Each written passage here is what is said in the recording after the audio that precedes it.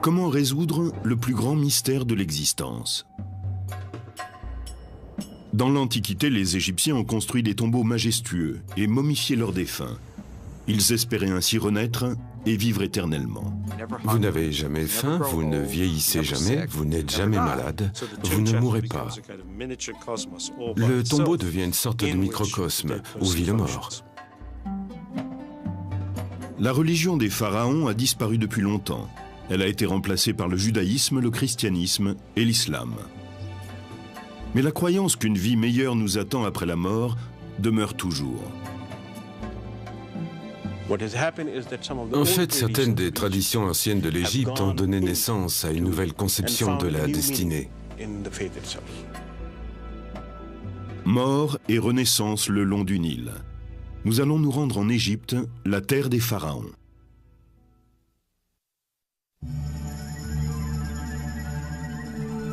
Aucune expérience humaine n'est aussi définitive et inévitable que la mort. Le désir d'y faire face a inspiré certaines des croyances religieuses les plus profondes de l'Égypte ancienne.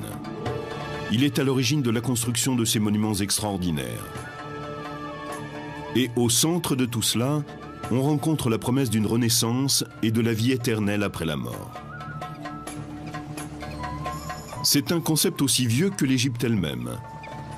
Il y a 12 000 ans, bien avant les pyramides et les pharaons, les premiers habitants vivaient dans des villages situés sur les bords du Nil et brûlaient leurs morts dans le désert. Mais ces tombes primitives ne renfermaient pas uniquement le corps du défunt. Les fouilles y ont révélé la présence de nourriture, de produits de beauté et d'outils.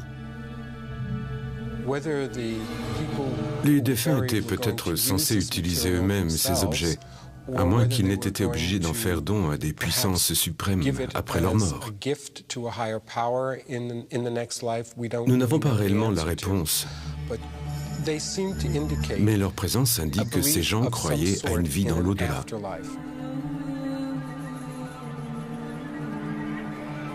Avec les tombes des premiers Égyptiens, le sable chaud du désert séchait naturellement le corps et lui évitait de pourrir. Mais les premiers rois, vers 29 avant Jésus-Christ, veulent que leur tombe résiste au temps. Et bientôt, la mastaba remplace la simple fosse creusée dans le désert.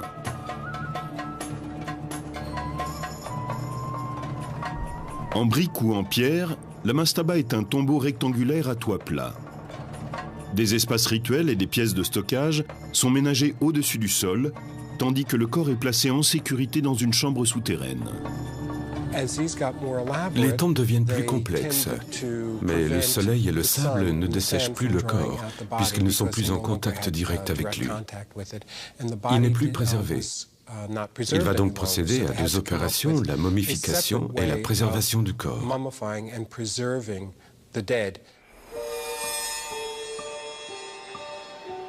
Peu à peu, les Égyptiens apprennent à reproduire le processus de dessèchement du corps par les conditions désertiques. On extrayait de ce lac un sel, le natron, et on s'en servait pour assécher le corps et éviter qu'il pourrisse. En général, l'opération prenait 40 jours. Puis le corps était enveloppé dans un vêtement.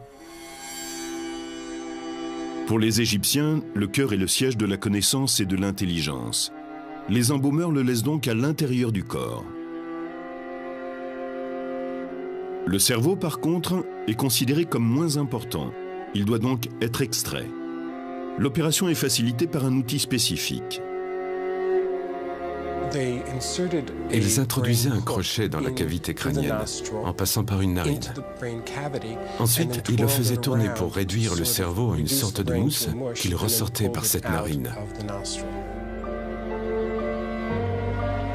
Leur puissance grandissante et les progrès dans la momification des corps poussent les rois égyptiens à construire des tombes plus vastes, comme la fameuse pyramide à degrés du pharaon Djoser.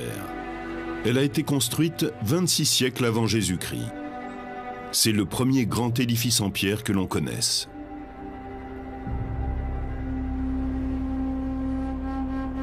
Il est bientôt suivi par la première grande pyramide bâtie par le pharaon Snéfrou.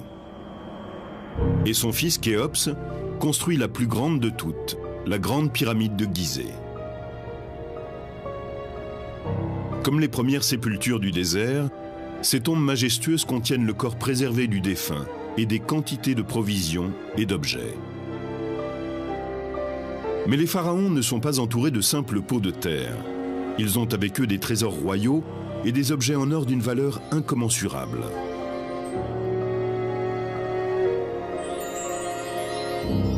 Les pyramides, grandes ou petites, servent le même but. Ce sont des outils de renaissance. Elles sont construites pour permettre aux défunts rois de devenir un esprit promis à la vie éternelle.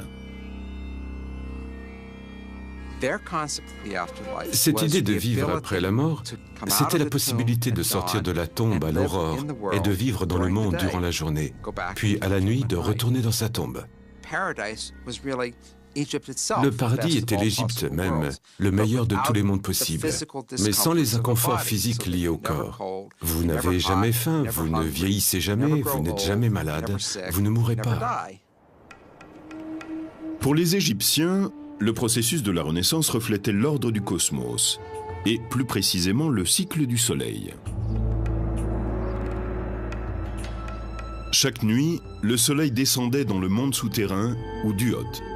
Là, le dieu Osiris dispensait son pouvoir régénérateur, et le soleil pouvait renaître au matin. Dans la tombe, la chambre funéraire où est placé le sarcophage et la momie est le duot. C'est un duot individuel, celui de la personne enterrée là. La momie de la personne est l'Osiris de cette personne.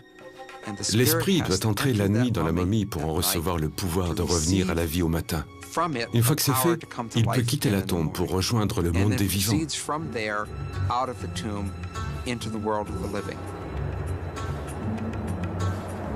Les Égyptiens croyaient que l'esprit, quand il renaissait, avait besoin d'une nourriture quotidienne sous la forme d'offrandes et de prières des vivants. Chaque tombe pyramidale possédait son temple funéraire, où l'on apportait les offrandes et où l'on récitait les incantations. Ces complexes funéraires sont restés des modèles pendant des milliers d'années dans les périodes de l'Ancien Empire et du Moyen Empire. Mais la pyramide funéraire, avec ses réserves de richesses, a été abandonnée avec le développement du Nouvel Empire, vers 1550 avant Jésus-Christ. Bien sûr, les premières tombes pyramidales étaient sans arrêt dévalisées, et à l'époque du Nouvel Empire, on était très au fait de ces pillages. Pour déjouer les pratiques des pilleurs de tombes, les pharaons du Nouveau Royaume réorganisent leurs complexes funéraires. À présent, le temple où se déroulent les rituels doit être séparé du tombeau même.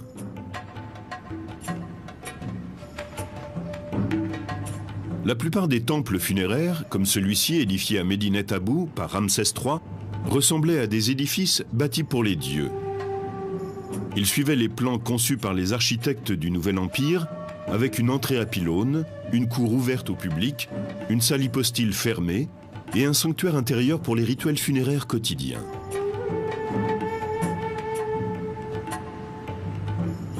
La seule variante à ce modèle est le temple construit par Hatshepsut, la puissante reine pharaon qui monte sur le trône vers 1470 avant Jésus-Christ. Le temple d'Hatshepsut, à Deir el-Bahri, est placé au pied des falaises à degrés très élevés. Il est construit comme s'il faisait partie de la montagne. Il s'élève en une série de terrasses, plutôt que de s'étendre horizontalement comme le font la plupart des temples égyptiens.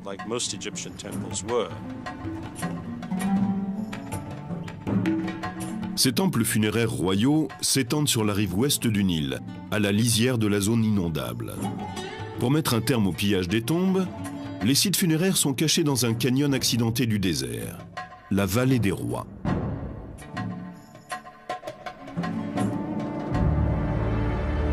Ces tombeaux du Nouvel Empire sont taillés dans la pierre même. Aucune pyramide ou monument quelconque ne marque leur emplacement. Rien qui puisse servir de repère aux voleurs éventuels.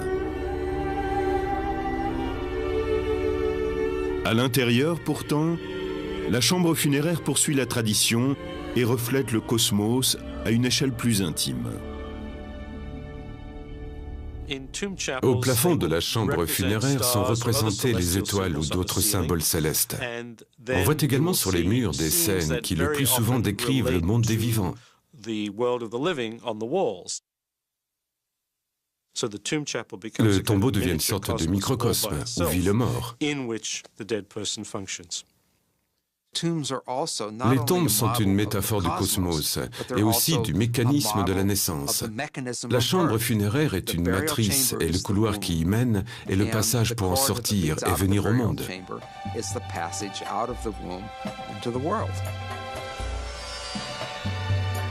Mais pour que le défunt atteigne la vie éternelle, il ne suffit pas de lui élever un tombeau et que son corps soit momifié. Il ne peut renaître sans que son esprit ait affronté le jugement du monde souterrain en présence du grand dieu Osiris.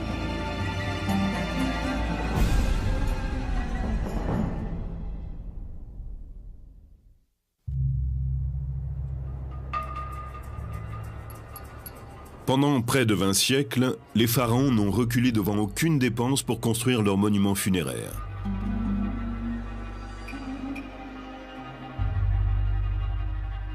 Il arrive aussi que des nobles de haut rang ou des membres de l'élite, des scribes, des prêtres ou d'autres personnages officiels se fassent construire des tombeaux.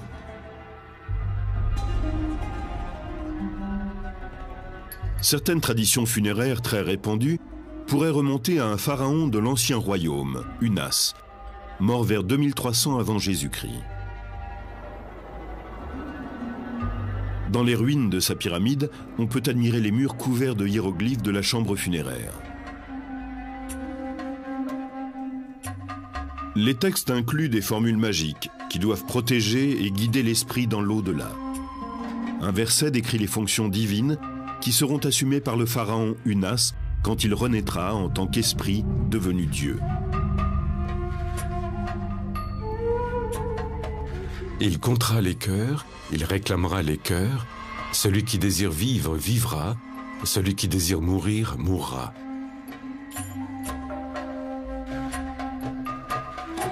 Connus comme les textes des pyramides, ces formules puissantes sont apparues pour la première fois dans ce tombeau et pendant des siècles n'ont été valables que pour les rois. Vers le Moyen Empire, ces textes deviennent les textes des sarcophages, car ils ne sont plus gravés sur les murs des pyramides. Ils sont inscrits sur les côtés des cercueils en bois, destinés à la noblesse. Au cours du Nouvel Empire, les textes deviennent le livre des morts. Ils sont inscrits sur des papyrus et placés avec le corps dans le tombeau. C'est une démocratisation. Les formules magiques autrefois réservées aux nobles de la plus haute extraction se répandent parmi le peuple, qui peut maintenant y avoir accès.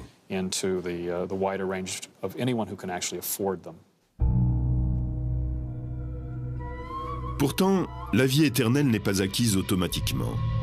Il faut gagner sa renaissance. Après la mort, le défunt affronte un moment de règlement des comptes, un jugement divin en présence d'Osiris, le maître de l'au-delà, et d'un tribunal de Dieu assesseur. Le premier examen s'appelle la confession négative. Il y avait un certain nombre de choses que la personne ne devait pas faire au cours de sa vie. Les défunts affirmaient donc devant les dieux, lors de leur jugement, « Je n'ai pas triché, je n'ai pas menti, je n'ai pas désobéi aux dieux ni au roi. » Je n'ai pas volé, je n'ai tué personne, je n'ai manqué de respect à personne. Et s'il réussissait à convaincre ses juges qu'il avait agi d'une façon socialement responsable, il était déclaré juste de voix, Maharu, ce qui signifiait qu'il n'avait pas menti. Une fois que vous avez passé cette étape, il y a la pesée du cœur. Le cœur, pour les anciens Égyptiens, est le siège de toutes les pensées et émotions. Il incarne la personne. Sous le regard du défunt, le cœur est mis en balance contre une plume, symbole du Maat. Pour les Égyptiens, le Maat est comment les choses doivent être. Si vous avez mené une vie honnête, les deux plateaux de la balance s'équilibrent. Et dans ce cas, vous passez l'étape du jugement et poursuivez jusqu'à la vie éternelle. Mais si le cœur n'est pas en équilibre avec la plume, c'est la preuve que le défunt n'a pas mené une vie honnête. Et le cœur est jeté à une créature redoutable, Amenet, le dévoreur.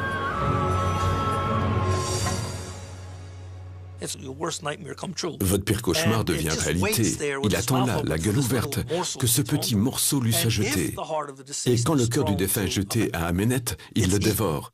Vous êtes mort, anéanti, fini. Il n'y a pas de seconde chance. Votre vie est terminée. Pour certains Égyptiens, la perspective d'être jugés après la mort leur servait de guide moral pendant leur vie. Vous devez montrer que vous avez vécu d'une façon qui fait de vous un membre honorable de la société. Ce n'est pas un jugement religieux, c'est un jugement social. Le défunt, qui a été récompensé par la vie éternelle, est considéré comme un élément du cosmos. Il fait partie des esprits bienheureux dont la présence peut être ressentie par les vivants. Différents textes nous apprennent que les gens demandaient à leurs parents défunts de les aider, que ce soit pour des problèmes juridiques ou pour avoir des enfants, par exemple. Il est extraordinaire de constater que la vie et la mort n'étaient pas aussi séparées qu'ils le sont aujourd'hui. La mort était une sorte de transition perméable. Les défunts étaient toujours capables de vous aider au cours de votre vie. Le lieu de communication entre les vivants et les morts est présent dans la tombe. C'est un grand bas-relief en pierre qu'on appelle la fausse porte. La fausse porte est un élément architectural que nous retrouvons dans toutes les tombes. C'est l'endroit où les gens viennent témoigner leur respect et leur dévotion à leurs ancêtres. Elle est considérée comme la porte qui relie le monde des défunts à celui des vivants. Ce n'est pas une vraie porte. Elle est sculptée dans une roche dure ou dans de la pierre, et les vivants ne peuvent pas y passer. Mais les morts, eux, le peuvent. La personne qui demande l'aide du défunt écrit sa requête et la porte au tombeau. Le message est placé devant la fausse porte avec une offrande de nourriture sur un autel formé d'une plaque de pierre.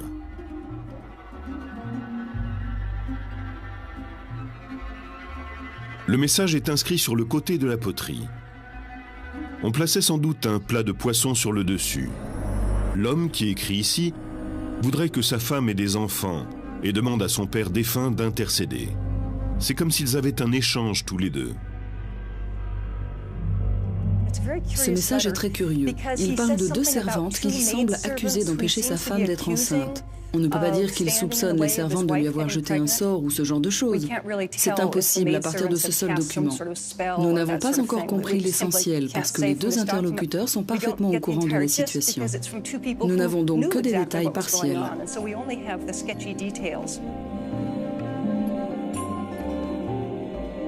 Pour les Égyptiens de l'Antiquité, il semble parfaitement normal de communiquer avec un ancêtre défunt. Pourtant, un texte ancien fait allusion à une époque où les Égyptiens perdent la foi dans leurs traditions ancestrales et commencent à considérer l'au-delà avec une certaine suspicion.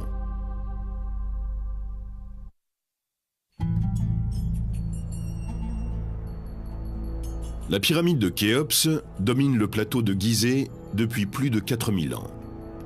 À moins d'un gigantesque cataclysme, elle est là pour l'éternité. Tout comme le désirait le pharaon.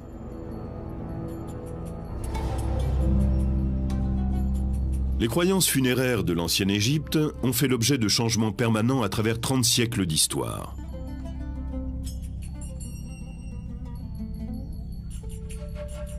Certains rituels anciens ont connu une brève popularité avant d'être complètement abandonnés. Ces fouilles ont permis de découvrir un nombre extraordinaire de tombes, datant de 2900 ans avant Jésus-Christ. En tout, il y avait ici 500 squelettes. Ceux de membres de la cour qui auraient été tués afin qu'ils rejoignent leur maître dans la mort. Cette coutume a brusquement cessé peu après son apparition.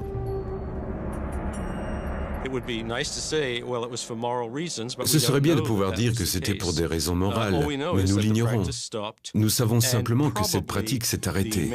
Les nombreuses représentations de serviteurs dans les tombes royales ou dans d'autres tombes servaient sans doute de substitut aux vrais serviteurs que l'on enterrait aux côtés des premiers rois.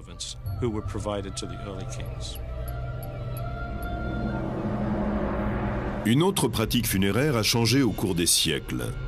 Ce sont les représentations du défunt sur les tombeaux des momies. Avec le temps, elles se généralisent et finissent par ne plus avoir aucune ressemblance avec la personne défunte. La raison pour laquelle il ne s'agissait pas de montrer la personne à un certain moment de sa vie, ce que doit être un portrait, c'est que cela va à l'encontre de l'idée de l'au-delà. Pour les Égyptiens, le temps était éternel. Au cours de l'époque gréco-romaine, les expressions changent. Les momies portent des masques sculptés, au visage comme hanté. Les images funéraires peut-être les plus saisissantes apparaissent au cours des époques romaines et chrétiennes. Elles sont connues comme les portraits du Fayoum, le nom de la région dans laquelle on a retrouvé de nombreux exemples. Au cours de la période du Fayoum, les portraits étaient peints du vivant de la personne. Ils étaient parfois accrochés dans sa maison et à son décès, ils étaient placés devant le tombeau de la momie.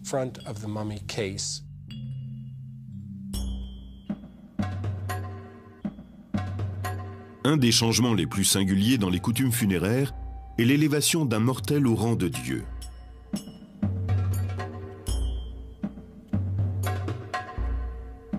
Imhotep, conseiller du pharaon Djoser, gagne une réputation de grande sagesse en bâtissant sa pyramide à degrés vers 2600 ans avant Jésus-Christ.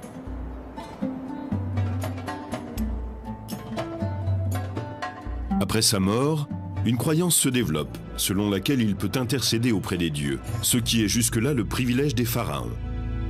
Il est devenu ce que nous appelons un saint, ce qui n'était pas habituel dans l'Égypte ancienne. Peu d'individus ont acquis cette réputation posthume sans être de sang royal. Au cours du Nouvel Empire, 10 siècles plus tard, Imhotep est considéré comme une déité, le fils du dieu Ptah. Et à l'époque gréco-romaine, les inscriptions sur les temples attribuent à Imhotep la crue annuelle du Nil.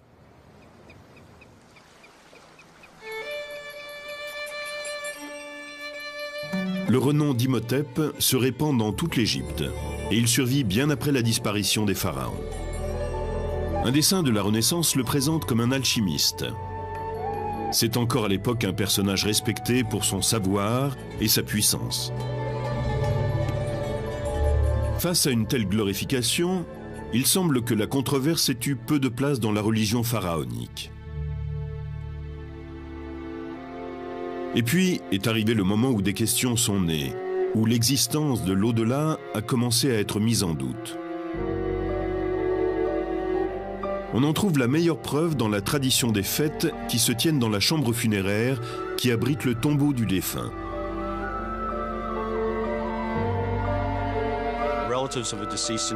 Les parents prenaient un repas et célébraient le défunt qui était censé se joindre à eux en esprit. En ces occasions, il y avait souvent un harpiste qui interprétait des chants appropriés à la circonstance. En général, il disait aux morts qu'il allait certainement se plaire dans l'au-delà, que c'était un endroit sûr où il pourrait se reposer et se substanter.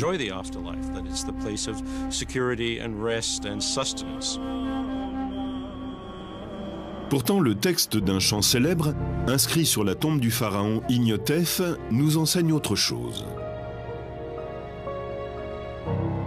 Il pose des questions explicites sur la Renaissance et proclame que jamais celui qui part ne revient. Le harpiste célèbre le grand Imhotep, mais note que malgré sa notoriété, sa tombe a disparu, car elle n'était plus honorée et ne recevait plus d'offrandes.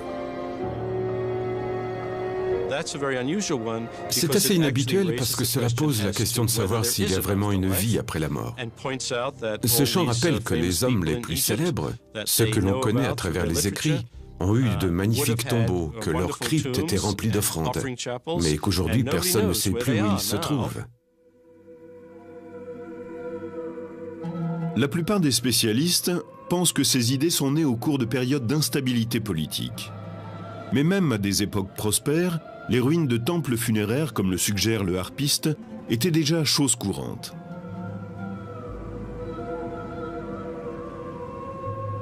Ramsès II est l'un des plus grands pharaons de l'Égypte et un de ses bâtisseurs les plus obsessionnels. Il ne reste plus de son temple funéraire autrefois immense que des colonnes éparpillées et des statues brisées. Amenhotep III est un autre grand bâtisseur. Son temple funéraire était le plus imposant de tous. Pourtant, il n'en reste pas grand-chose à part ses statues. Les pharaons qui lui ont succédé se sont servis de son temple comme d'une carrière. Ils en ont pris jusqu'au dernier bloc. Les pharaons étaient très préoccupés par l'érection de leur temple. Ce n'était pas simplement une question de beauté. Il était essentiel pour leur vie dans l'au-delà que l'édifice soit bâti selon les règles. Et cela ne les gênait aucunement de détruire le temple d'un autre pharaon pour terminer plus vite le leur.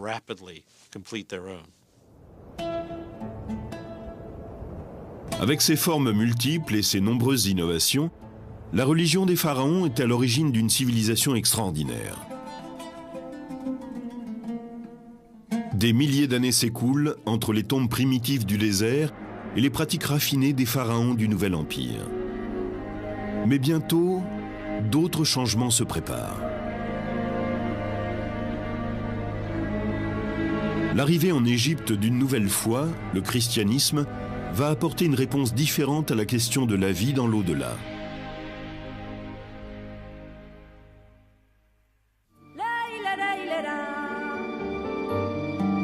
Peu de sociétés ont été aussi déterminées à déjouer la mort que les anciens Égyptiens. Pendant 30 siècles, leur richesse, leur travail, leur art et leur foi ont servi à l'accomplissement de la vie éternelle. Leurs temples funéraires témoignent de cette passion. Mais les dernières formes religieuses proposent d'autres explications au mystère de la mort. Au cours des premiers siècles suivant la crucifixion de Jésus, le christianisme commence à se répandre en Égypte, en même temps que de nouvelles conceptions de l'au-delà.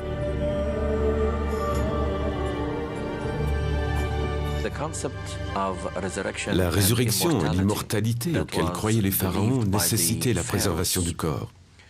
Dans le christianisme, la résurrection s'effectue à travers Jésus-Christ et non par la préservation du corps.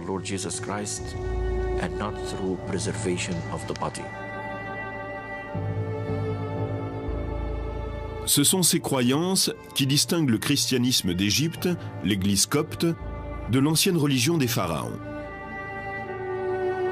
Et au cours des siècles, les anciennes coutumes se sont mêlées aux nouvelles. Athanase, un évêque du IVe siècle, personnage important de la première église chrétienne d'Égypte, a laissé des témoignages sur ces pratiques hybrides. Dans la vie d'Antoine, Anastase décrit les coutumes des chrétiens d'Égypte. Les gens sont momifiés et leurs corps sont ensuite placés dans un endroit accessible à la famille. Ce que nous ignorons, c'est à quel point leur rituel était élaboré, ce que les prières disaient et ce que ces fidèles croyaient.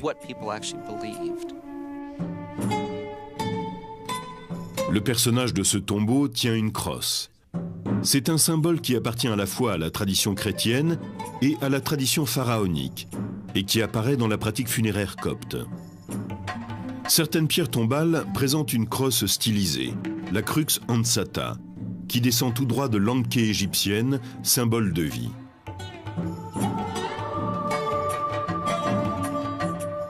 Sur cette pierre tombale, un ange chrétien partage l'espace avec le protecteur des pharaons, le disque solaire, encadré de 2 cobras royaux. Ici, on aperçoit un escalier, symbole copte de la résurrection. Mais dans l'Antiquité égyptienne, cette même image évoquait la Renaissance. Autre écho à la religion des pharaons, les Coptes croient que les vivants peuvent demander l'aide d'un défunt vertueux pour leurs problèmes quotidiens. Nous croyons en l'intercession des saints. Les saints qui sont montés au ciel et les fidèles qui vivent encore sur la terre sont reliés. Nous croyons que nous pouvons leur demander de prier pour nous, car ils sont maintenant plus proches de Dieu. Mais il n'est pas certain que ces plantes, ces prières, tout ce que nous demandons soit accompli. Les saints présentent notre requête, et si elle est conforme à sa volonté, alors Dieu l'accomplit. Sinon, les saints n'ont fait que remplir leur rôle. Comme les Égyptiens de l'Antiquité, les chrétiens coptes écrivent leur demande d'intervention divine. Certains écrivent de petits mots qu'ils glissent ensuite dans le cadre des icônes. Et même si cela n'est pas indiqué dans la tradition, c'est certainement la continuation de l'idée que l'on peut demander aux saints ou à ceux qui ont une communication particulière avec la divinité d'intercéder.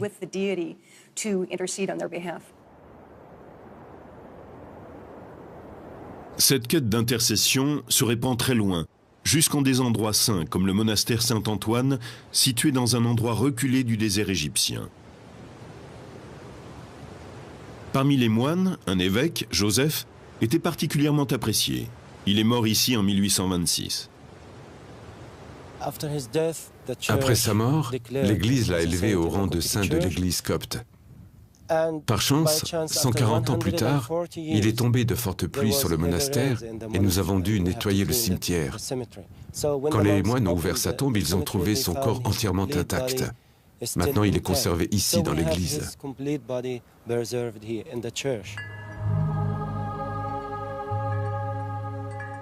Les visiteurs de ce sanctuaire laissent souvent des petits mots personnels pour demander à Saint Joseph d'intercéder en leur faveur. Certains écrivent leurs secrets, leurs problèmes. Le prêtre est le seul qui puisse les lire. Quand nous avons achevé les prières, nous rassemblons les papiers, tous les petits mots, et nous les brûlons pour que le secret soit préservé. Dans les profondeurs, sous le sanctuaire, se trouve une cave isolée. Au IVe siècle, elle était occupée par le fondateur du monastère, Saint Antoine.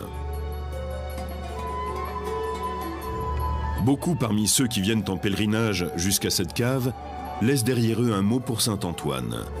Ce sont des lettres écrites par un vivant et destinées à un mort, comme à l'époque des pharaons.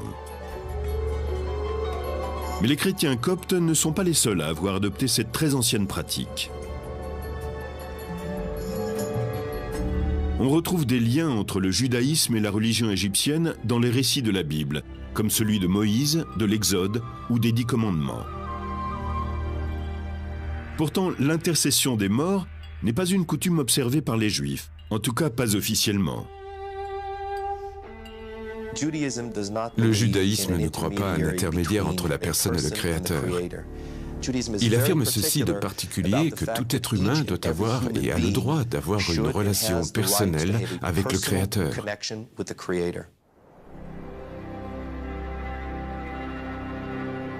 Pourtant, en Égypte, le tombeau ne représente qu'une étape intermédiaire. Dès sa mort ici en 1885, Abou Katzera a été considéré par la population comme un saint juif. Après sa mort, il est devenu un intercesseur, qu'on dit capable de guérir les gens de maladies. Il est particulièrement respecté et vénéré pour son talent à secourir les femmes atteintes de stérilité. Une fois par an, les Juifs du Moyen-Orient et d'Europe se rassemblent sur la tombe d'Abou Katzera. Ils célèbrent sa mémoire et lui demandent de les aider depuis sa tombe.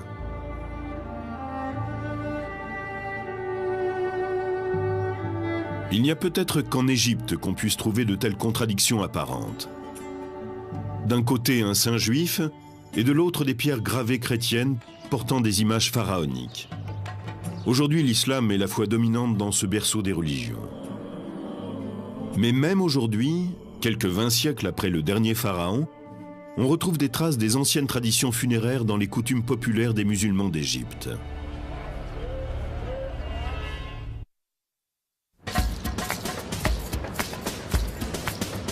Le Caire appartient au monde des vivants. Cette ville animée compte 16 millions d'habitants, soit un quart de la population égyptienne. Le grouillement de ces existences emplit l'air jour et nuit de son vacarme. Mais à l'est du Caire, on découvre une autre communauté. Connue sous le nom de Cité des Morts, cet endroit a été pendant des siècles le cimetière islamique du Caire. Ici, les dirigeants musulmans se sont fait construire des tombes majestueuses, plus belles que tout ce qui avait été édifié depuis les pharaons. Mais si ce n'est leur taille et le coût de leur construction, rien ne les relie aux tombeaux de l'ancienne Égypte. Au temps des pharaons, la tombe était la demeure éternelle de l'esprit du défunt.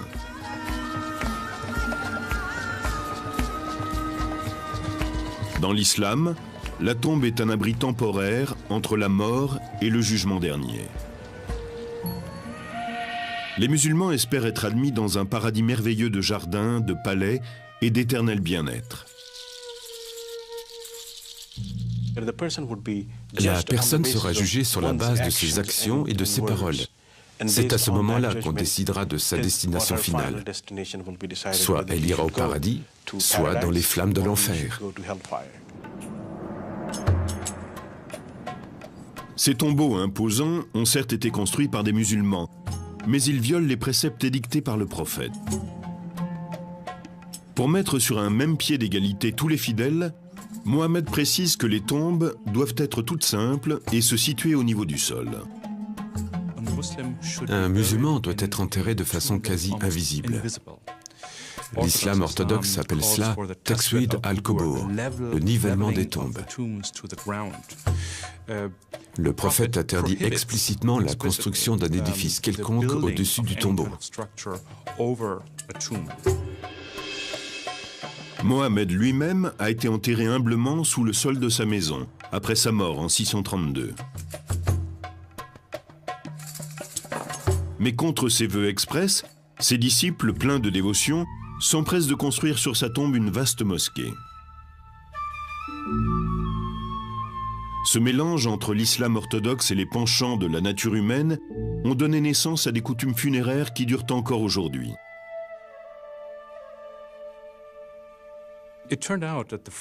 Les règles de l'islam orthodoxe sont très strictes et les fidèles ont eu du mal à les suivre. Cela a conduit très vite au développement d'un islam populaire.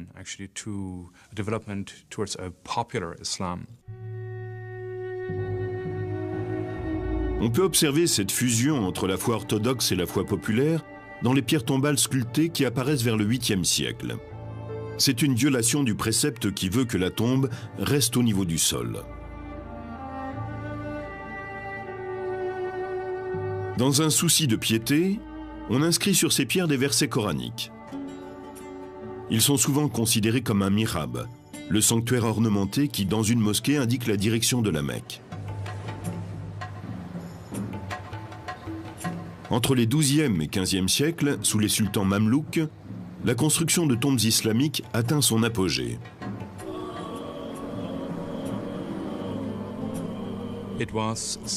Elles indiquent le statut du défunt. Le sultan se faisait construire un tombeau somptueux pour montrer le rang qu'il occupait au cours de sa vie. Ce mausolée a été construit pour le sultan Al-Zahir Barkouk, mort à la fin des années 30. Au centre, on trouve une grande cour, semblable à celle d'une mosquée, et au milieu de celle-ci, ce qui était une fontaine. La tombe du sultan Barkouk repose sous un immense dôme. L'espace ainsi créé mesure près de 15 mètres de diamètre et comprend 6 niveaux en hauteur.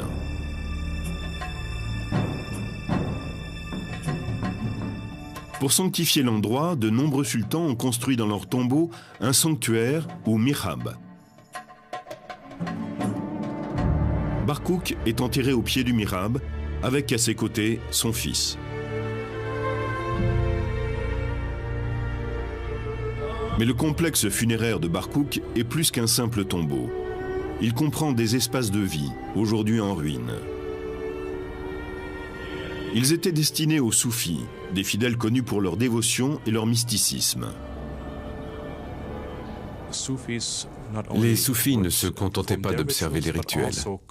Ils récitaient aussi le Coran en permanence pour remplir le tombeau de la récitation de versets pieux et ainsi aider le défunt au cours de la période intermédiaire entre la mort et la résurrection.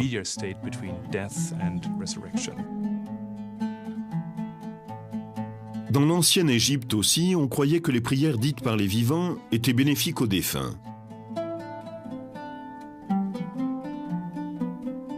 Bien que l'islam ne soit pas issu de la religion des pharaons, on observe qu'il existe certaines ressemblances entre les deux.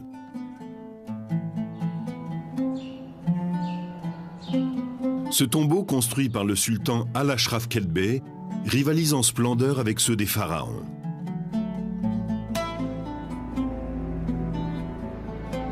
Il s'agit de témoigner de la puissance et de la gloire du souverain.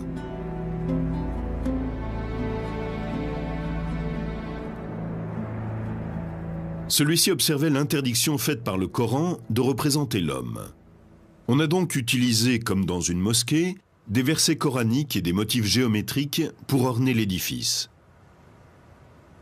Parmi ces motifs, l'étoile à 6 branches.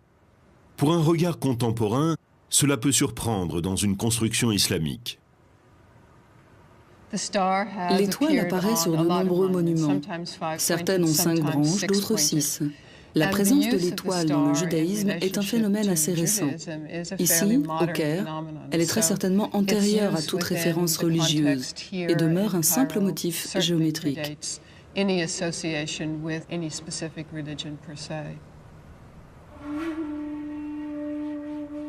Les versets coraniques inscrits dans les tombeaux musulmans pourraient être des réminiscences des textes des pyramides gravés dans les chambres funéraires des pharaons. Il est important pourtant de noter que l'utilisation de ces textes par les musulmans s'est développée à cause de l'interdiction de représenter les humains, et non en référence à une coutume antique. De par leur taille, les tombeaux des sultans mamelouks sont plus proches des monuments funéraires des pharaons que des modestes tombes exigées par Mohammed. Malgré leur splendeur, ces tombeaux répondent à un précepte islamique.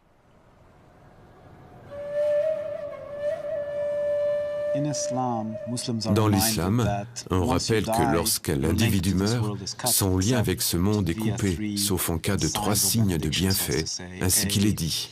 Un enfant que l'on a bien élevé, une connaissance utile à tous que l'on laisse derrière soi, représente des formes de bienfaits. Les bienfaits sont des dons que les musulmans laissent à leur communauté, des héritages que les morts laissent aux vivants. Le bienfait de Barkouk a été de fournir des espaces de vie aux soufis. Dans ce complexe, Kelbey a créé aussi une madrasa, une école où l'on enseigne le Coran. Au XIVe siècle, ce bâtiment était un hôpital qui traitait les affections connues à l'époque.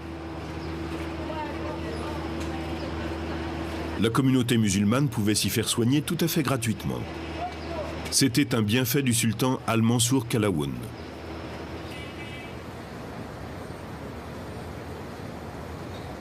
Il est une autre croyance que l'on retrouve dans la foi populaire musulmane et dans la religion égyptienne antique.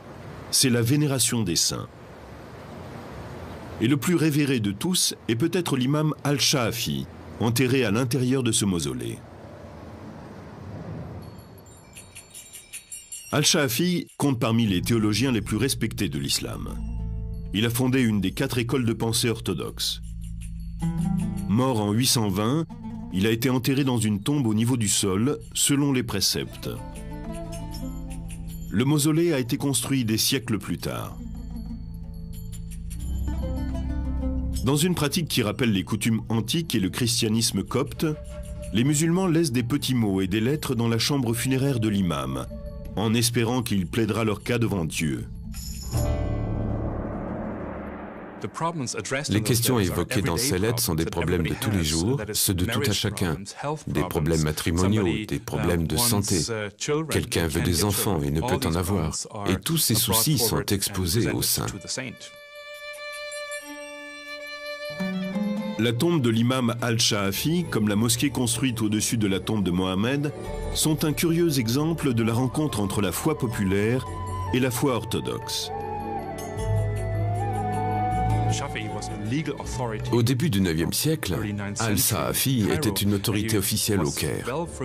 Il connaissait parfaitement l'interdiction de vénérer les saints édictée par le prophète.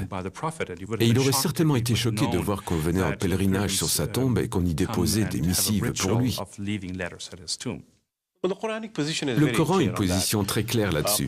Il dit « Il n'y a pas de bienfait qui passe par un être humain si ce n'est par la volonté de Dieu ». La tombe d'Al-Shaafi nous apporte un exemple du mélange des cultures dans le domaine de la foi. Certaines vieilles traditions égyptiennes ont perduré et ont donné naissance à de nouveaux concepts religieux.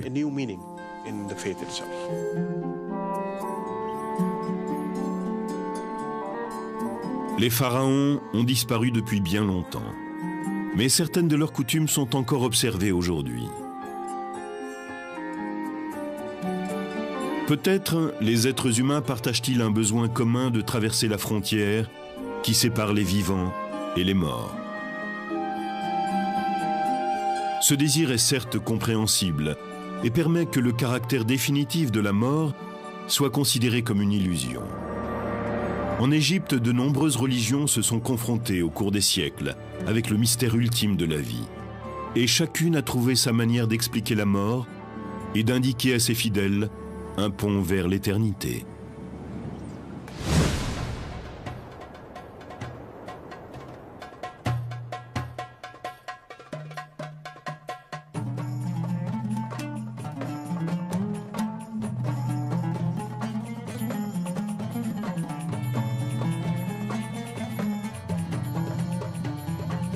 We call them love spells. Actually, they're mainly sex spells. Love has little to do with it.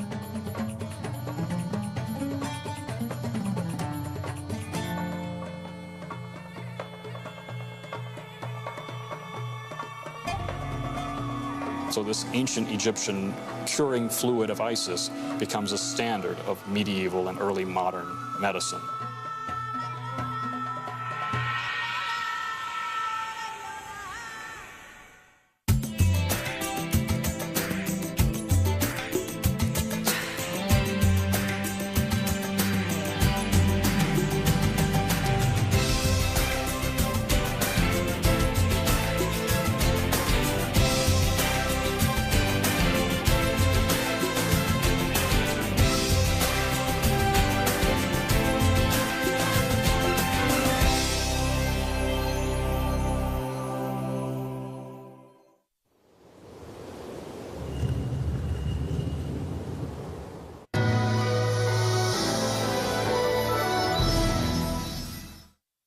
Sont des dons que les musulmans laissent à leur communauté, des héritages que les morts laissent aux vivants. Le bienfait de Barkouk a été de fournir des espaces de vie aux soufis. Dans ce complexe, Kedbey a créé aussi une madrasa, une école où l'on enseigne le Coran. Au XIVe siècle, ce bâtiment était un hôpital qui traitait les affections connues à l'époque. La communauté musulmane pouvait s'y faire soigner tout à fait gratuitement. C'était un bienfait du sultan Al-Mansour Qalawun.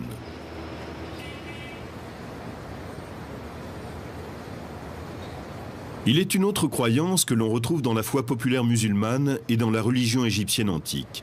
C'est la vénération des saints. Et le plus révéré de tous est peut-être l'imam Al-Shaafi, enterré à l'intérieur de ce mausolée. Al-Shaafi compte parmi les théologiens les plus respectés de l'islam. Il a fondé une des 4 écoles de pensée orthodoxes. Mort en 820, il a été enterré dans une tombe au niveau du sol, selon les préceptes. Le mausolée a été construit des siècles plus tard. Dans une pratique qui rappelle les coutumes antiques et le christianisme copte, les musulmans laissent des petits mots et des lettres dans la chambre funéraire de l'imam, en espérant qu'il plaidera leur cas devant Dieu. Les questions évoquées dans ces lettres sont des problèmes de tous les jours, ceux de tout à chacun, des problèmes matrimoniaux, des problèmes de santé. Quelqu'un veut des enfants et ne peut en avoir, et tous ces soucis sont exposés aux saints. La tombe de l'imam al-Sha'afi, comme la mosquée construite au-dessus de la tombe de Mohammed, sont un curieux exemple de la rencontre entre la foi populaire et la foi orthodoxe. Au début du IXe siècle, al-Sha'afi était une autorité officielle au Caire. Il connaissait parfaitement l'interdiction de vénérer les saints, édictée par le prophète. Et il aurait certainement été choqué de voir qu'on venait en pèlerinage sur sa tombe et qu'on y déposait des missives pour lui. Le Coran a une position très claire là-dessus. Il dit « Il n'y a pas de bienfait qui passe par un être humain si ce n'est par la volonté de Dieu ». La tombe d'al-Sha'afi nous apporte un exemple du mélange des cultures dans le domaine de la foi. Certaines vieilles traditions égyptiennes ont perduré et ont donné naissance à de nouveaux concepts religieux.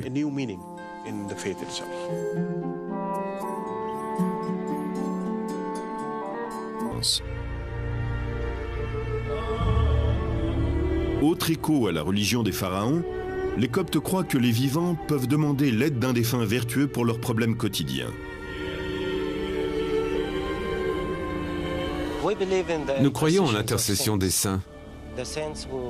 Les saints qui sont montés au ciel et les fidèles qui vivent encore sur la terre sont reliés. Nous croyons que nous pouvons leur demander de prier pour nous, car ils sont maintenant plus proches de Dieu. Mais il n'est pas certain que ces plantes, ces prières, tout ce que nous demandons soit accompli. Les saints présentent notre requête, et si elle est conforme à sa volonté, alors Dieu l'accomplit. Sinon, les saints n'ont fait que remplir leur rôle. Comme les Égyptiens de l'Antiquité, les chrétiens coptes écrivent leurs demandes d'intervention divine. Certains écrivent de petits mots qu'ils glissent ensuite dans le cadre des icônes. Et même si cela n'est pas indiqué dans la tradition, c'est certainement la continuation de l'idée que l'on peut demander aux saints ou à ceux qui ont une communication particulière avec la divinité d'intercéder.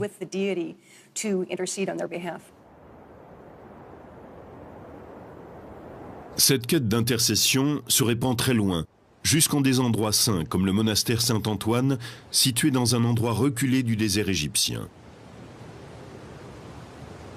Parmi les moines, un évêque, Joseph, était particulièrement apprécié. Il est mort ici en 1826. Après sa mort, l'Église l'a élevé au rang de saint de l'Église copte. Par chance, 140 ans plus tard, il est tombé de fortes pluies sur le monastère et nous avons dû nettoyer le cimetière. Quand les moines ont ouvert sa tombe, ils ont trouvé son corps entièrement intact. Maintenant, il est conservé ici dans l'église.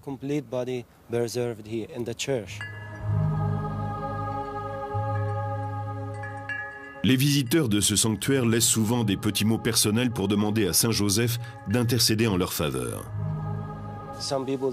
Certains écrivent leurs secrets, leurs problèmes. Le prêtre est le seul qui puisse les lire. Quand nous avons achevé les prières, nous rassemblons les papiers, tous les petits mots, et nous les brûlons pour que le secret soit préservé. Dans les profondeurs, sous le sanctuaire, se trouve une cave isolée. Au IVe siècle, elle était occupée par le fondateur du monastère, Saint Antoine.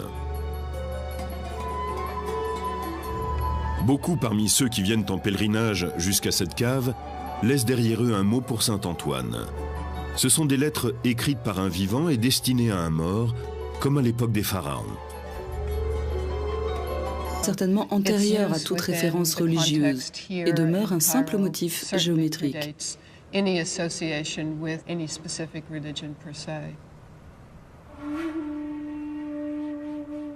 versets coraniques inscrits dans les tombeaux musulmans pourraient être des réminiscences des textes des pyramides gravés dans les chambres funéraires des pharaons. Il est important pourtant de noter que l'utilisation de ces textes par les musulmans s'est développée à cause de l'interdiction de représenter les humains, et non en référence à une coutume antique. De par leur taille, les tombeaux des sultans mamelouks sont plus proches des monuments funéraires des pharaons que des modestes tombes exigées par Mohammed. Malgré leur splendeur, ces tombeaux répondent à un précepte islamique.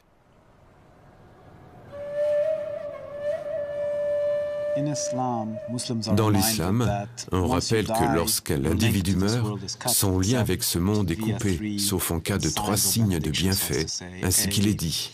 Un enfant que l'on a bien élevé, et une connaissance utile à tous que l'on laisse derrière soi, représentent des formes de bienfait. Les bienfaits sont des dons que les musulmans laissent à leur communauté, des héritages que les morts laissent aux vivants. Le bienfait de Barkouk a été de fournir des espaces de vie aux soufis. Dans ce complexe, Kedbey a créé aussi une madrasa, une école où l'on enseigne le Coran. Au XIVe siècle, ce bâtiment était un hôpital qui traitait les affections connues à l'époque. La communauté musulmane pouvait s'y faire soigner tout à fait gratuitement. C'était un bienfait du sultan Al-Mansour Qalawun.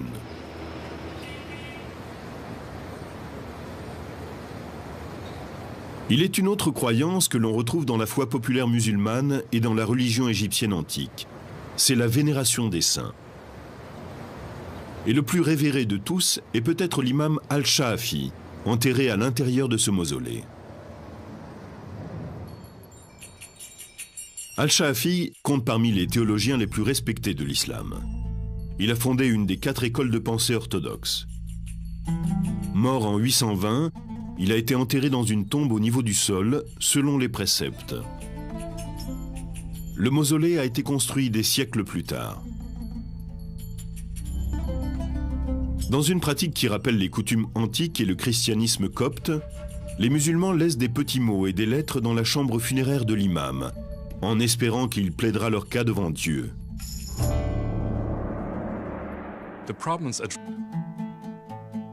Dans l'ancienne Égypte aussi, on croyait que les prières dites par les vivants étaient bénéfiques aux défunts.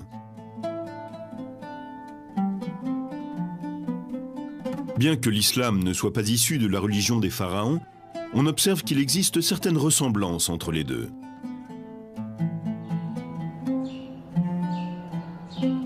Ce tombeau, construit par le sultan Al-Ashraf Kedbey, rivalise en splendeur avec ceux des pharaons.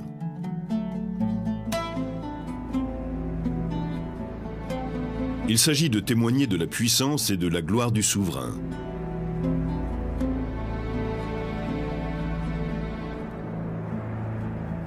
Celui-ci observait l'interdiction faite par le Coran de représenter l'homme.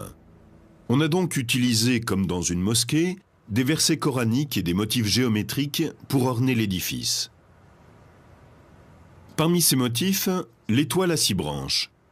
Pour un regard contemporain, cela peut surprendre dans une construction islamique. L'étoile apparaît sur de nombreux monuments. Certaines ont 5 branches, d'autres 6. La présence de l'étoile dans le judaïsme est un phénomène assez récent. Ici, au Caire, elle est très certainement antérieure à toute référence religieuse et demeure un simple motif géométrique.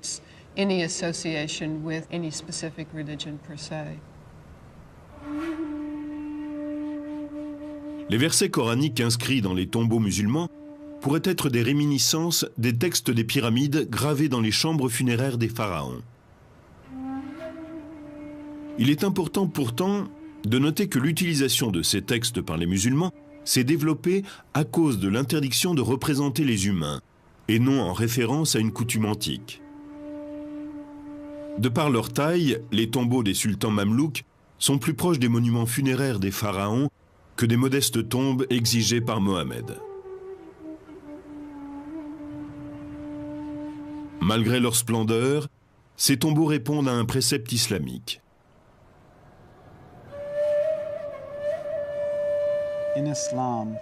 Dans l'islam, on rappelle que lorsqu'un individu meurt, son lien avec ce monde est coupé, sauf en cas de 3 signes de bienfait, ainsi qu'il est dit. Un enfant que l'on a bien élevé, et une connaissance utile à tous que l'on laisse derrière soi, représentent des formes de bienfait.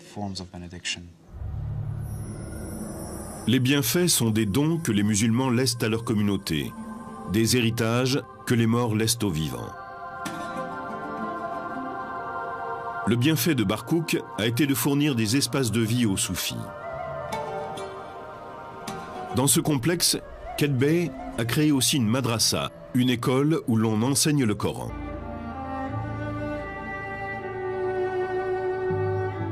Il n'y a peut-être qu'en Égypte qu'on puisse trouver de telles contradictions apparentes. D'un côté un saint juif et de l'autre des pierres gravées chrétiennes portant des images pharaoniques. Aujourd'hui, l'islam est la foi dominante dans ce berceau des religions. Mais même aujourd'hui, quelques 20 siècles après le dernier pharaon, on retrouve des traces des anciennes traditions funéraires dans les coutumes populaires des musulmans d'Égypte.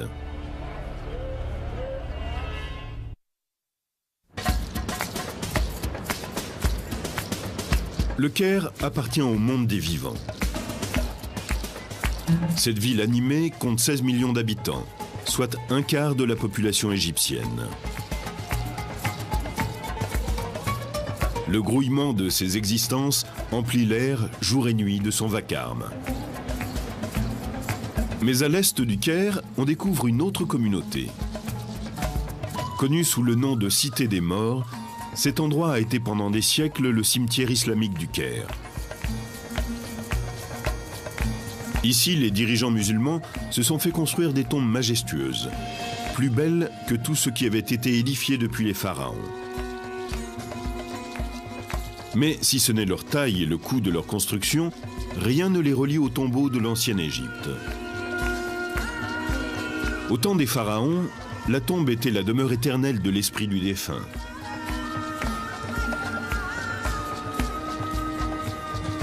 Dans l'islam, la tombe est un abri temporaire entre la mort et le jugement dernier. Les musulmans espèrent être admis dans un paradis merveilleux de jardins, de palais et d'éternel bien-être. La personne sera jugée sur la base de ses actions et de ses paroles. C'est à ce moment-là qu'on décidera de sa destination finale. Soit elle ira au paradis, soit dans les flammes de l'enfer. Ces tombeaux imposants ont certes été construits par des musulmans, mais ils violent les préceptes édictés par le prophète. Pour mettre sur un même pied d'égalité tous les fidèles, Mohammed précise que les tombes doivent être toutes simples et se situer au niveau du sol. Un musulman doit être enterré de façon quasi invisible. L'islam orthodoxe appelle cela « Taqswid al-Qubur », le nivellement des tombes. Le prophète interdit explicitement la construction d'un édifice quelconque au-dessus du tombeau. Mohammed lui-même a été enterré humblement sous le sol de sa maison, après sa mort en 632. Mais sans les inconforts physiques liés au corps, vous n'avez jamais faim, vous ne vieillissez jamais, vous n'êtes jamais malade, vous ne mourrez pas. Pour les Égyptiens, le processus de la Renaissance reflétait l'ordre du cosmos, et plus précisément le cycle du Soleil. Chaque nuit, le Soleil descendait dans le monde souterrain, ou Duot. Là, le dieu Osiris dispensait son pouvoir régénérateur, et le Soleil pouvait renaître au matin.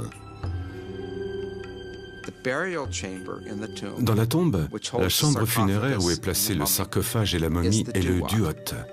C'est un duot individuel, celui de la personne enterrée là. La momie de la personne est l'Osiris de cette personne.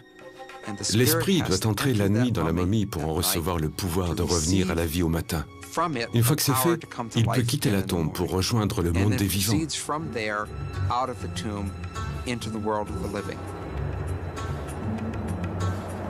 Les Égyptiens croyaient que l'esprit, quand il renaissait, avait besoin d'une nourriture quotidienne sous la forme d'offrandes et de prières des vivants.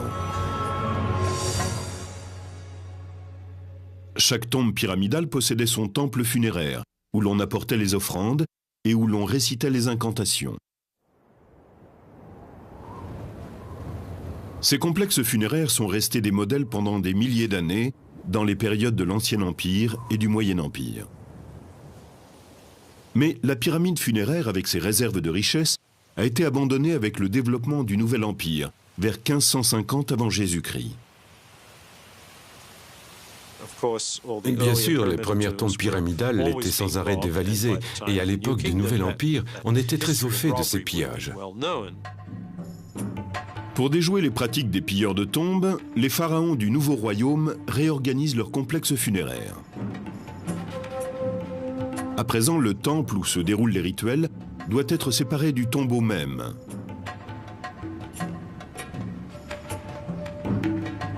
La plupart des temples funéraires, comme celui-ci édifié à Médinet Abou par Ramsès III, ressemblaient à des édifices bâtis pour les dieux. Ils suivaient les plans conçus par les architectes du Nouvel Empire, avec une entrée à pylônes, une cour ouverte au public, une salle hypostyle fermée et un sanctuaire intérieur pour les rituels funéraires quotidiens.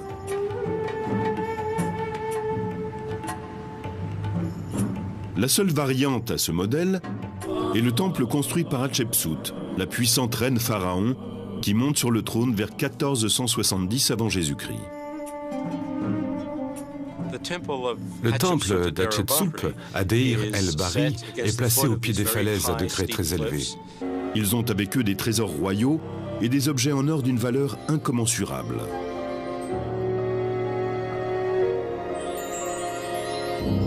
Les pyramides, grandes ou petites, servent le même but. Ce sont des outils de renaissance. Elles sont construites pour permettre aux défunts rois de devenir un esprit promis à la vie éternelle.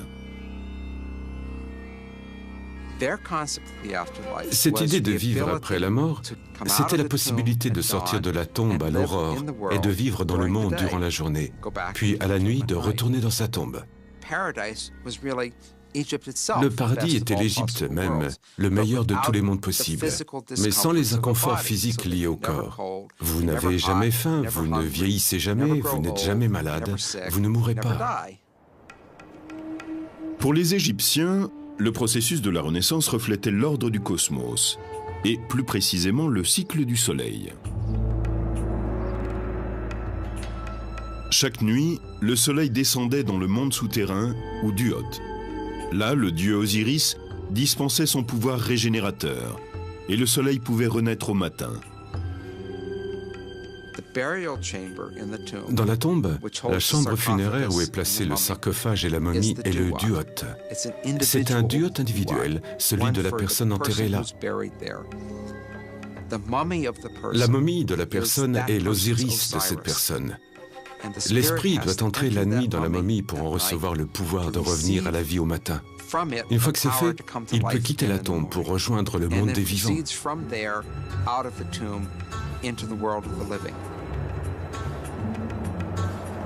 Les Égyptiens croyaient que l'esprit, quand il renaissait, avait besoin d'une nourriture quotidienne sous la forme d'offrandes et de prières des vivants. Chaque tombe pyramidale possédait son temple funéraire, où l'on apportait les offrandes et où l'on récitait les incantations. Ces complexes funéraires sont restés des modèles pendant des milliers d'années dans les périodes de l'Ancien Empire et du Moyen Empire. Mais la pyramide funéraire, avec ses réserves de richesses, a été abandonnée avec le développement du Nouvel Empire, vers 1550 avant Jésus-Christ. Bien sûr, les premières tombes pyramidales étaient sans arrêt dévalisées, et à l'époque du Nouvel Empire, on était très au fait de ces pillages. Pour déjouer les pratiques des pilleurs de tombes, les pharaons du Nouveau Royaume réorganisent leur complexe funéraire.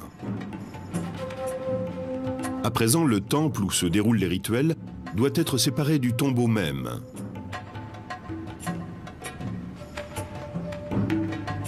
La plupart des temples funéraires étaient à l'origine d'une civilisation extraordinaire. Des milliers d'années s'écoulent entre les tombes primitives du désert et les pratiques raffinées des pharaons du Nouvel Empire.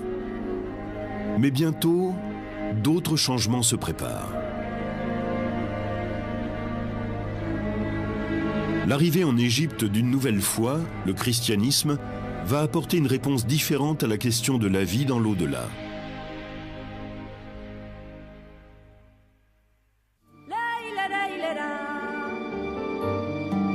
Peu de sociétés ont été aussi déterminées à déjouer la mort que les anciens Égyptiens. Pendant 30 siècles, leur richesse, leur travail, leur art et leur foi ont servi à l'accomplissement de la vie éternelle. Leurs temples funéraires témoignent de cette passion. Mais les dernières formes religieuses proposent d'autres explications au mystère de la mort. Au cours des premiers siècles suivant la crucifixion de Jésus, le christianisme commence à se répandre en Égypte, en même temps que de nouvelles conceptions de l'au-delà.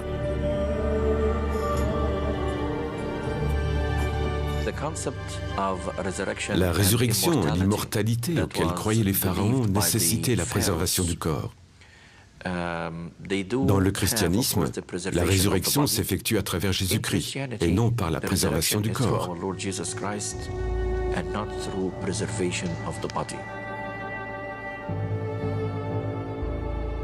Ce sont ces croyances qui distinguent le christianisme d'Égypte, l'Église copte, de l'ancienne religion des pharaons. Et au cours des siècles, les anciennes coutumes se sont mêlées aux nouvelles. Athanase, un évêque du IVe siècle, personnage important de la première église chrétienne d'Égypte, a laissé des témoignages sur ces pratiques hybrides. Dans la vie d'Antoine, Anastase décrit les coutumes des chrétiens d'Égypte. Les gens sont momifiés et leurs corps sont ensuite placés dans un endroit accessible à la famille.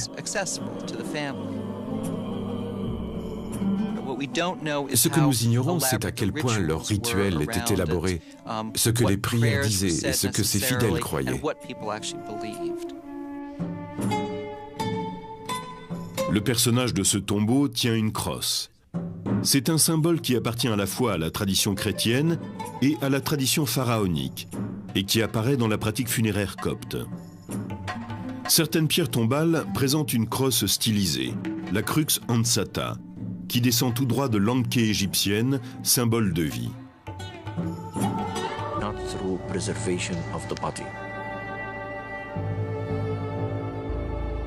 Ce sont ces croyances qui distinguent le christianisme d'Égypte, l'Église copte, de l'ancienne religion des pharaons. Et au cours des siècles, les anciennes coutumes se sont mêlées aux nouvelles. Athanase, un évêque du IVe siècle, personnage important de la première église chrétienne d'Égypte, a laissé des témoignages sur ces pratiques hybrides. Dans la vie d'Antoine, Anastase décrit les coutumes des chrétiens d'Égypte. Les gens sont momifiés et leurs corps sont ensuite placés dans un endroit accessible à la famille. Ce que nous ignorons, c'est à quel point leur rituel était élaboré, ce que les prières disaient et ce que ces fidèles croyaient. Le personnage de ce tombeau tient une crosse. C'est un symbole qui appartient à la fois à la tradition chrétienne et à la tradition pharaonique, et qui apparaît dans la pratique funéraire copte. Certaines pierres tombales présentent une crosse stylisée, la crux ansata, qui descend tout droit de l'anké égyptienne, symbole de vie.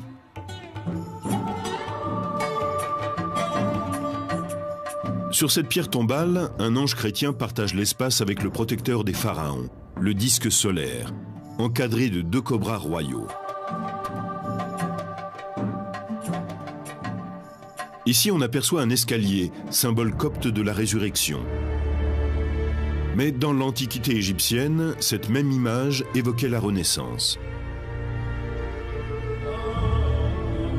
Autre écho à la religion des pharaons, les Coptes croient que les vivants peuvent demander l'aide d'un défunt vertueux pour leurs problèmes quotidiens.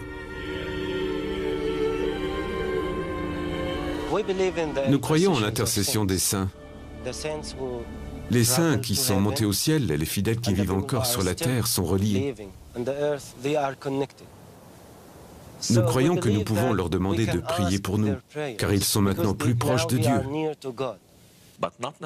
Mais il n'est pas certain que ces plantes, ces prières, tout ce que nous demandons soit accompli. Les saints présentent notre requête, et si elle est conforme à sa volonté, alors Dieu l'accomplit. Sinon, les saints n'ont fait que remplir leur rôle. Comme les Égyptiens de l'Antiquité, les chrétiens coptes écrivent leur demande d'intervention divine. Certains écrivent de petits mots qu'ils glissent ensuite dans le cadre des icônes. Et même si cela n'est pas indiqué dans la tradition, c'est certainement la continuation de l'idée que l'on peut demander au saint. Le tombeau devient une sorte de microcosme où vit le mort. Les tombes sont une métaphore du cosmos et aussi du mécanisme de la naissance.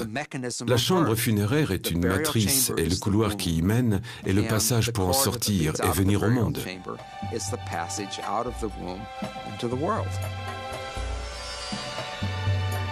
Mais pour que le défunt atteigne la vie éternelle, il ne suffit pas de lui élever un tombeau et que son corps soit momifié.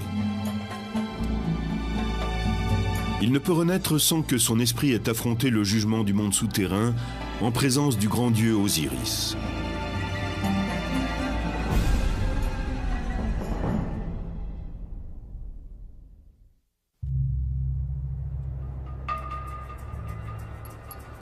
Pendant près de 20 siècles, les pharaons n'ont reculé devant aucune dépense pour construire leurs monuments funéraires.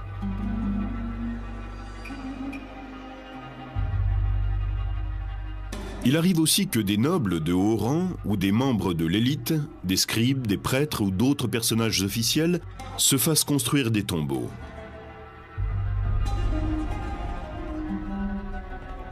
Certaines traditions funéraires très répandues pourraient remonter à un pharaon de l'ancien royaume, Unas, mort vers 2300 avant Jésus-Christ. Dans les ruines de sa pyramide, on peut admirer les murs couverts de hiéroglyphes de la chambre funéraire. Les textes incluent des formules magiques qui doivent protéger et guider l'esprit dans l'au-delà. Un verset décrit les fonctions divines qui seront assumées par le pharaon Unas quand il renaîtra en tant qu'esprit devenu Dieu. Il comptera les cœurs, il réclamera les cœurs. Celui qui désire vivre, vivra. Celui qui désire mourir, mourra.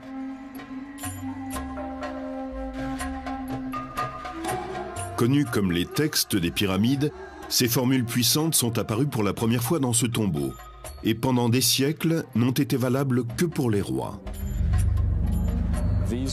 Vers le Moyen Empire, ces textes deviennent les textes des sarcophages, car ils ne sont plus gravés sur les murs des pyramides.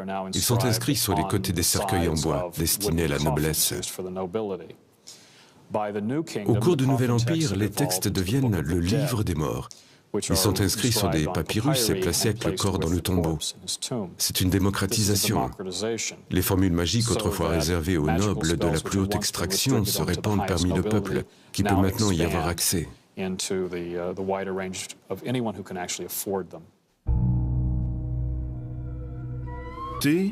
On inscrit sur ces pierres des versets coraniques. Ils sont souvent considérés comme un mihrab, le sanctuaire ornementé qui, dans une mosquée, indique la direction de la Mecque. Entre les XIIe et XVe siècles, sous les sultans mamelouks, la construction de tombes islamiques atteint son apogée.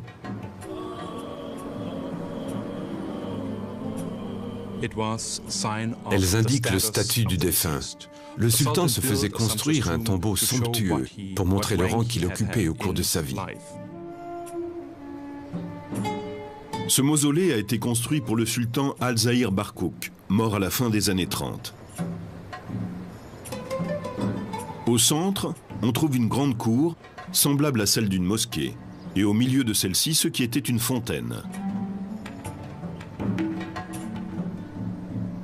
La tombe du sultan Barkouk repose sous un immense dôme. L'espace ainsi créé mesure près de 15 mètres de diamètre et comprend 6 niveaux en hauteur.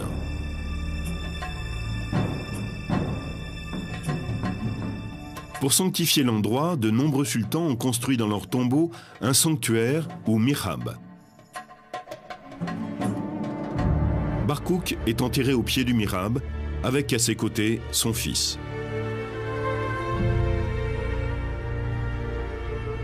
Mais le complexe funéraire de Barkouk est plus qu'un simple tombeau. Il comprend des espaces de vie, aujourd'hui en ruine. Ils étaient destinés aux soufis, des fidèles connus pour leur dévotion et leur mysticisme. Les soufis ne se contentaient pas d'observer les rituels. Ils récitaient aussi le Coran en permanence pour remplir le tombeau de la récitation de versets pieux et ainsi aider le défunt au cours de la période intermédiaire entre la mort et la résurrection.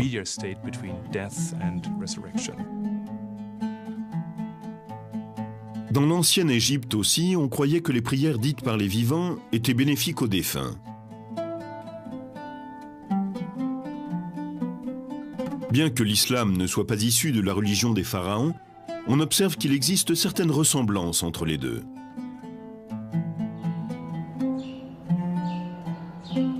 Ce tombeau, construit par le sultan Al-Ashraf Kelbey, rivalise en splendeur avec ceux des pharaons.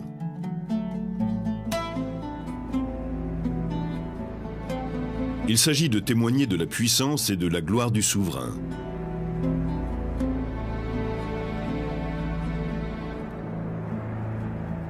Celui-ci observait l'interdiction faite par le Coran de représenter l'homme. On a donc utilisé, comme dans une mosquée, des versets